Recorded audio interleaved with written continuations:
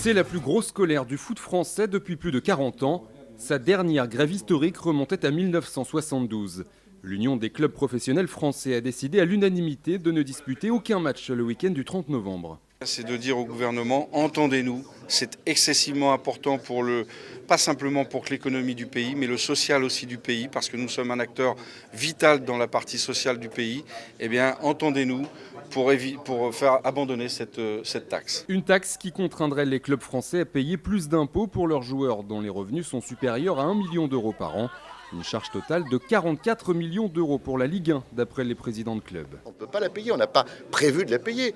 Elle est rétroactive en plus. Comment voulez-vous prévoir quelque chose qui n'existe pas? Vous savez, ça aussi, c'est que demain matin, on va vous demander de payer un impôt que vous n'avez pas prévu, vous. Vous allez faire quoi? Vous allez le payer?